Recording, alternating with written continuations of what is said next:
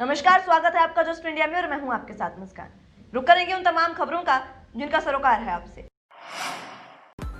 खबरों के प्रायोजक हैं आरोग्य मास्क लगाएं, कोरोना से सुरक्षित रहें। Kamal Chalk Industries, a trusted school of chalk, manufacturers and suppliers of chalk, color chalk, duster, mask, sanitizer, etc. Asian colour coated Ispat limited, आपका विश्वास हमारी पहचान। मेडिफिर international, taken a step to keep you safe from corona virus.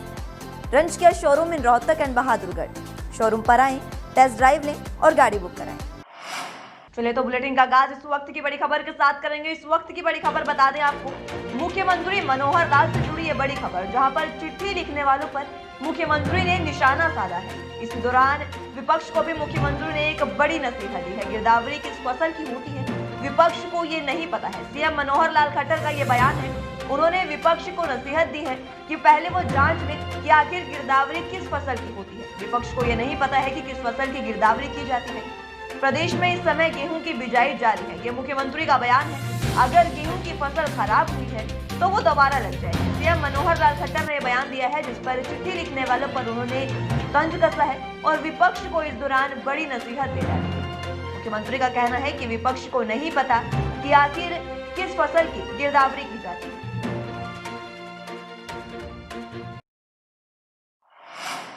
चलिए तो एक और बड़ी खबर की ओर रुख करेंगे। इस वक्त की बड़ी खबर, हरियाणा में कोवैक्सीन का तीसरे फेज का ट्रायल शुरू हो चुका है। बड़ी और अहम खबर, गृह मंत्री अनिल विज ने वॉलंटियर बनने का प्रस्ताव रख दिया है। 20 नवंबर को हरियाणा में तीसरे चरण के फेज का ट्रायल शुरू होगा, जिसमें वैक्सीन बनाने की कोशिश भारत बायोटेक कर रहा है। इसी में बड़ी खबर यह है कि अनिल विज ने पहला टीका लगवाने की अपनी पेशकश की है, यानी कि सबसे पहला टीका अनिल विज लगवाएंगे कोवैक्सीन ट्रायल के लिए।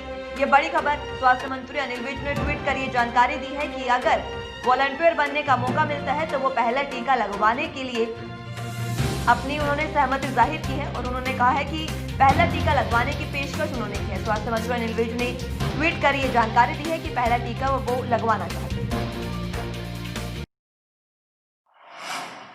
राज्यसभा सांसद दीपेंद्र सिंह हुड्डा ने चंडीगढ़ में प्रेस कॉन्फ्रेंस करते हुए सरकार को आड़े हाथों लिया।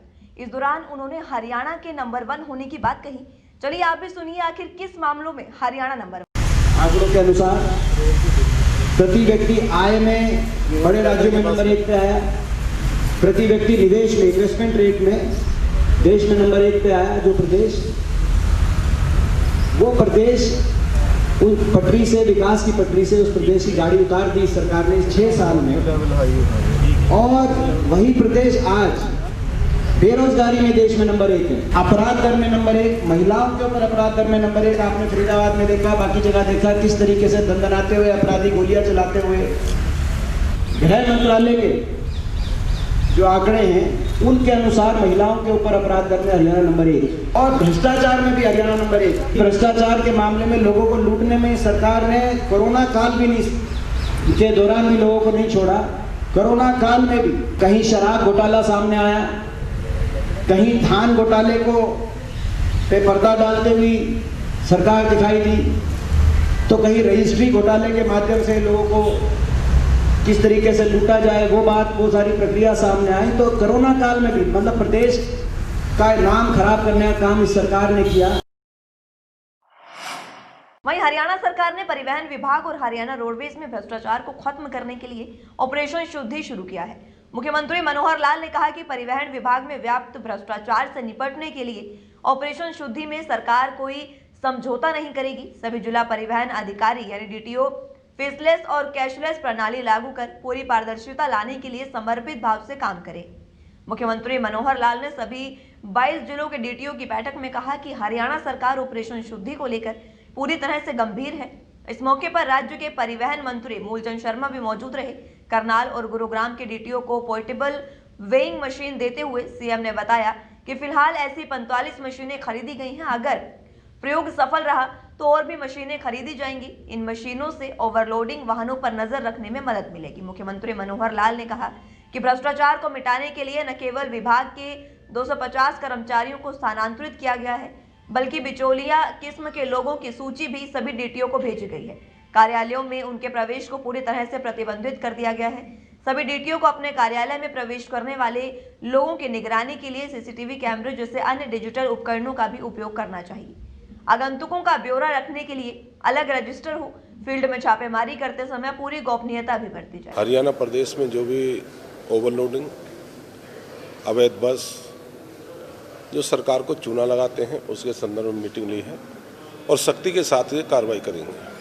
चाहे ओवरलोडिंग का मामला हो, चाहे जो प्राइवेट व्हीकल जो चल रहे हैं जो चूना लगाते हैं सरकार को, ऐसी जितने भी व्हीकल हैं उन सख्ती के साथ उनको निपटेंगे। जहां शहर में पार्किंग है, पार्किंग की व्यवस्था करेंगे। जहां अपना ट्रांसपोर्ट नगर बनाना है, उसकी जिम्मेदारी ट्रांसपोर्ट नगर की व्यवस्था करेंगे।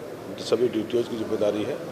यह पहला हमारा मीटिंग थी, परिचय था और इस तरह की मुख्यमंत्री जी ने डायरेक्शन। वहीं जननायक जनता पार्टी के राष्ट्रीय अध्यक्ष डॉक्टर अजय सिंह चौटाला द्वारा अलग पार्टी बनाने की घोषणा की दूसरी वर्षगांठ के अवसर पर प्रदेश के उप मुख्यमंत्री दुष्यंत चौटाला ने साइबर चौपाल कार्यक्रम के तहत प्रदेशवासियों से जनसंपर्क किया। फेसबुक लाइव के माध्यम से हुए साइबर चौपाल कार्यक्रम में खासकर युवाओं ने बढ़ चढ़कर हिस्सा लिया और अपने महत्वपूर्ण सवाल और सुझाव उप मुख्यमंत्री के समक्ष रखे। दुष्यंत चौटाला ने दिवाली की शुभकामनाएं देते हुए जहां प्रदेशवासियों के सवालों के गंभीरता पूर्वक जवाब दिए, तो वहीं जेजेपी के 2 साल के संघर्ष के सफर और बीजेपी जेजेपी गठबंधन सरकार का 1 वर्ष पूरा होने पर अपने विचार जनता से साझा किए। डिप्टी सीएम ने दिन को ऐतिहासिक बताते हुए कहा कि आज से ठीक 2 वर्ष पूर्व जेजेपी के राष्ट्रीय अध्यक्ष डॉक्टर अजय सिंह ने 17 नवंबर 2018 को जींद की पावन धरा से अलग पार्टी बनाने की घोषणा की थी और 9 दिसंबर 2018 को जेजेपी का गठन किया गया था। उन्होंने कहा कि डॉक्टर अजय चौटाला के नेतृत्व में पार्टी कार्यकर्ताओं द्वारा किए गए संघर्षों की केवल प्रदेश में ही नहीं बल्कि देश भर में चर्चा हुई है। दुष्यंत चौटाला ने अपने अनुभव साझा करते हुए कहा कि पिछले 2 वर्षों के सफर में उन्होंने कई उतार चढ़ाव देखे और इस सफर में प्रदेश की जनता द्वारा मिले प्यार और स्नेह ने उन्हें नई ऊर्जा देने का काम किया है। वहीं दिल्ली में कोरोना विस्फोट से जबरदस्त दहशत है। संक्रमण के आंकड़े तेजी से लगातार बढ़ते जा रहे हैं। आलम यह है कि दिल्ली में हर घंटे कोरोना से करीब 4 लोगों की मौत हो रही है। राजधानी में बढ़ते मामले को देखते हुए दिल्ली और केंद्र सरकार इलाज के पूरे इंतजाम करने में लगी है। आईसीयू में बिस्तरों की संख्या बढ़ाई जा रही है और ज्यादा से ज्यादा डॉक्टरों के इंतजाम किए जा रहे हैं। दिल्ली में कोरोना के बढ़ते मामलों को देखते हुए लॉकडाउन की अटकलें भी बढ़ गई थी। हालांकि स्वास्थ्य मंत्री सत्येंद्र जैन ने कहा कि दिल्ली में लॉकडाउन बिल्कुल नहीं होगा। यहां इसकी कोई आवश्यकता फिलहाल नहीं दिख रही है। कुछ स्थानीय प्रतिबंध लगाए जा सकते हैं। अभी अधिकतम टेस्ट किए जा रहे हैं, जिसकी संख्या और बढ़ पाएगी। आपको बता दें कि दिल्ली में कोरोना का विस्फोट बेकाबू हो रहा है। आंकड़ों ने रफ्तार पकड़ ली है। मौत के मामले में भी तेजी आ रही है। दहशत और मुश्किलों का दौर लौट आया है। हालात बेकाबू होते नजर आ रहे हैं, जिसको देख गृह मंत्री अमित शाह खुद मोर्चे पर उतर आए हैं। केंद्रीय स्वास्थ्य मंत्री डॉक्टर हर्षवर्धन ने भी कमान संभाल ली है। कोरोना से जंग में दिल्ली का पूरा सिस्टम एक बार फिर से एक्शन में है। कोरोना से जंग में दिल्ली को पहले कामयाबी मिली थी। आंकड़े लगातार नीचे गिरते गए, लेकिन अब तस्वीरें बेहद डराने वाली दिखने लगी है। एक हफ्ते में दिल्ली में मौतों का आंकड़ा जो है वो लगातार बढ़ता जा रहा है। वहीं हरियाणा बीजेपी के नए प्रभारी 5 दिन के हरियाणा प्रवास पर आ रहे हैं। उनका प्रवास 25 नवंबर से शुरू होकर 29 नवंबर तक चलेगा। तावड़े 25 नवंबर को दिल्ली में बीजेपी के सांसदों और केंद्रीय मंत्रियों के साथ संगठन के विषय पर बातचीत करेंगे। इसके बाद 26 नवंबर को चंडीगढ़ में बीजेपी के विधायकों और मंत्रियों के साथ उनकी बैठक होगी। विनोद तावड़े मंत्रियों और विधायकों से अलग अलग मुलाकात भी कर सकते हैं। बैठक में सभी विधायकों के साथ बातचीत कर संगठन के बेहतर संचालन पर बातचीत भी की जाएगी। तावड़े के बाकी 3 दिन के दौरे को 3 चरणों में बांटा गया है। वो 27 नवंबर को कुरुक्षेत्र में पार्टी के नेताओं और कार्यकर्ताओं से रूबरू होंगे। इसके बाद 28 नवंबर को हिसार और 29 नवंबर को गुरुग्राम में कार्यकर्ताओं से बातचीत करेंगे। इन तीनों कार्यक्रमों में आसपास के जिलों के कार्यकर्ताओं को भी बुलाया जाएगा, जिसका कार्यक्रम अलग से घोषित होगा। तावड़े का कहना है कि हरियाणा आ जाएं, फिर तमाम मसलों पर बातचीत करेंगे। वहीं प्रदेश के गृह मंत्री अनिल विज ने गुपकर गठबंधन पर जमकर हमला बोला है। उनका कहना है कि कांग्रेस ने गुपकर गैंग को खुला समर्थन दे दिया है और जो देश विरोधी गतिविधियां हैं, उनका कहना है कि कांग्रेस के डीएनए में ही देश को बांटना शामिल है और अपने मंसूबों में हम कांग्रेस को कभी कामयाब नहीं होने देंगे। उन्होंने कहा कि धारा 370 लगाकर कांग्रेस ने कश्मीर को अलग करने का काम किया था, जिसे बीजेपी सरकार ने हटाकर देश को एक बार फिर से एक कर दिया है। इनेलो नेता अभय चौटाला की प्रेस कॉन्फ्रेंस का आयोजन किया गया, जिसमें उन्होंने सरकार को जमकर आड़े हाथों लिया। एमएसपी पर सरकार को घेरते हुए अभय चौटाला ने कहा कि किसानों की फसलों की खरीद एमएसपी पर नहीं हुई है, जो बेहद निंदनीय है। आज भी प्रदेश की मंडियों में किसान को लूटने का काम किया जा रहा है। मंडियों में अनलोडिंग, भराई, सफाई का पैसा भी किसानों से लिया जा रहा है। सरकार ने धान की फसल की खरीद 27 नवंबर तक करने की बात कही है, पर जिन सफेदों के इलाके में देरी से उत्पादन वाला धान बोया जाता है, उसकी खरीद कौन करेगा।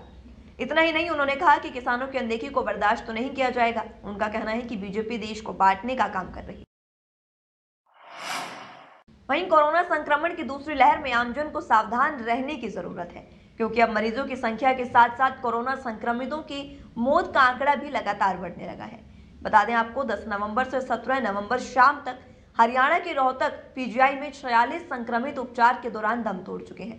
पीजीआई में मंगलवार को भी 4 मरीजों की मौत हो गई है। स्थिति यह है कि संक्रमित शवों के अंतिम संस्कार के लिए वेटिंग चलती है, क्योंकि नगर निगम की ओर से एक दिन में महज 4 शव के अंतिम संस्कार की व्यवस्था है। सर्दियों की शुरुआत के साथ ही शुरू हुई दूसरी लहर कोरोना मरीजों के लिए घातक बन रही है। तापमान और मौसम परिवर्तन की समस्याओं के साथ कोरोना का हमला सांस के रोगियों के साथ अन्य क्रोनिक बीमारी वालों के लिए गंभीर समस्या बना हुआ है। एकाएक बढ़ रहे कोरोना मरीजों के मौत के आंकड़े पर पीजीआईएमएस और प्रदेश सरकार भी अलर्ट पर है और जांच कर रही है कि क्या अतिरिक्त व्यवस्थाएं कर कोरोना से हो रही मौतों के आंकड़े को कम किया जा सकता है।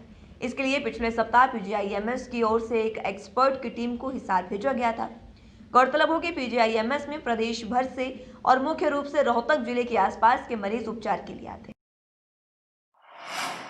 निकिता तोमर हत्याकांड के मुख्य आरोपी तौसीफ और रेहान के एडवोकेट अनीस खान को जान से मारने की धमकी मिली है।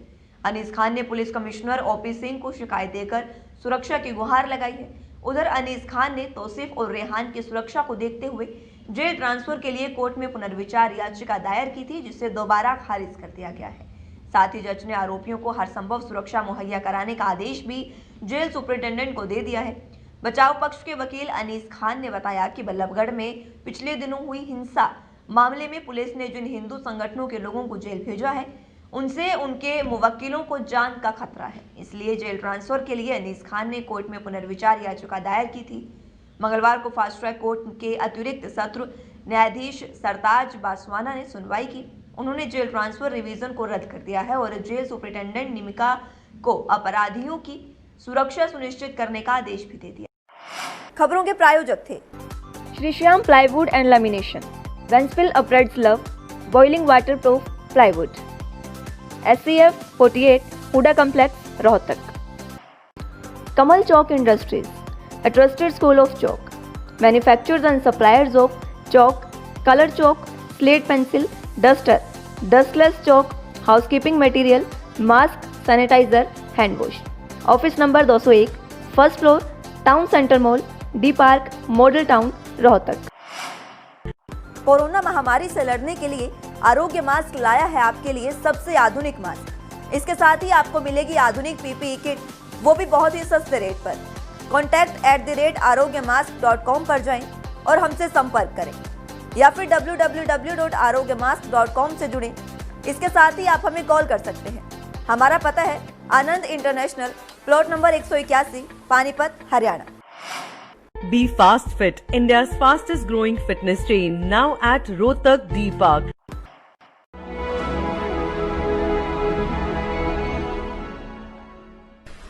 चाचा, आपने नया घर बनवाया है तो घर की छत पर कौन सी शीट लगवाई है? बेटा, मैंने अपने घर की छत पर एशियन शीट लगवाई है, क्योंकि वो कभी न मिटने वाले ओरिजिनल निशान की चादरें हैं। साथ में ISI का चिन्ह, 5 साल की वारंटी के साथ साथ पैसों का सही मूल्य देने वाली वही इकलौती शीट्स हैं। क्योंकि नाम नहीं, पहचान जरूरी है। फिलहाल के लिए इस बुलेटिन में इतना ही। जुड़े रहिए जस्ट इंडिया के साथ। नमस्कार।